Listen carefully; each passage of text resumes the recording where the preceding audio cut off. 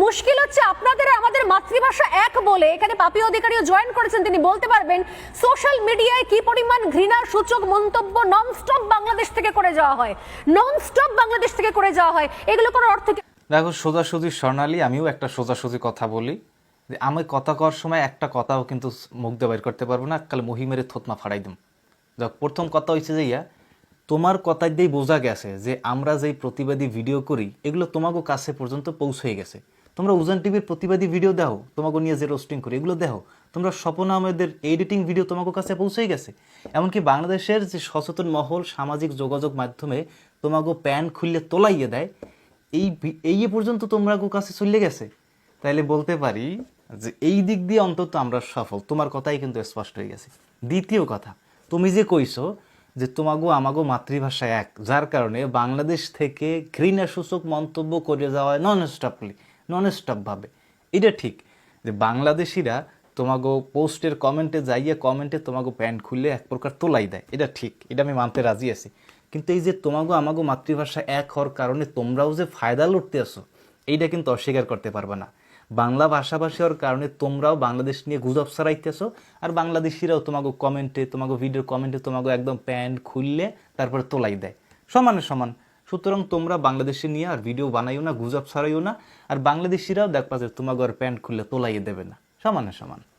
আপনারা কি চাইছেন কি ভারত যেভাবে পাকিস্তানের সমস্ত ইউটিউবার সমস্ত পোর্টালগুলোকে বন্ধ করে দিয়েছে, ব্লক করে দিয়েছে, আপনারা কি চান এরপর বাংলাদেশের সবকিছু ব্লক করে দেওয়া হবে? যদি ভারত যদি বাংলাদেশের সমস্ত কিছু ব্লক করে দেয়, সমস্ত অ্যাকাউন্ট ব্লক করে দেয়, ইউটিউব চ্যানেল ব্লক করে দেয়, সমস্ত প্রোফাইল ব্লক করে দেয়, তাহলে তো না খেতে পেয়ে মরতে হবে বাংলাদেশকে। বাংলাদেশি গো যে সামাজিক যোগাযোগ মাধ্যমের পাসওয়ার্ড তো সব ভারতের কাছে দেওয়া, যে কোনো সময় চাইলেই ব্লক করে দিতে পারবা। অবশ্য ওই যে অডিও 500 ভিডিও 1000 এই টাইপের ইমো ফ্রিল্যান্সিং যারা করে ওরা আগে টাকা নিয়ে পরে ব্লক করে দেয়। ওই টাইপের ইমো ব্লক যদি করে দাও তাইলে তোমরাও না খাই মরবা, কারণ তোমরা বাংলাদেশ নিয়ে যত ভিডিও বানাবা বাংলাদেশিরা ওই ভিডিও আর দেখতে পারবে না, তোমাকে ইনকাম হইবে না, তোমরাও না খাই মরে যাবা। ভুলে গেছেন আপনারা যে পরিস্থিতি এই মুহূর্তে হয়ে রয়েছে, ভারত যদি পাকিস্তানের ইউটিউব চ্যানেল ব্লক করতে পারে, ভারত কিন্তু বেশি বদমাইশি করলে বাঁদরামো করলে বাংলাদেশের ইউটিউব চ্যানেল ব্লক করতে পারে। আর ভুললে চলবে না যে বাংলাদেশের ইউটিউব চ্যানেল ইউটিউবারদের পেট চলে এই ভারতীয়দের টাকা, এই ভারতীয়দের ভিউ থেকে। খাইছো নাকি মাজায় লইছো কোনটা?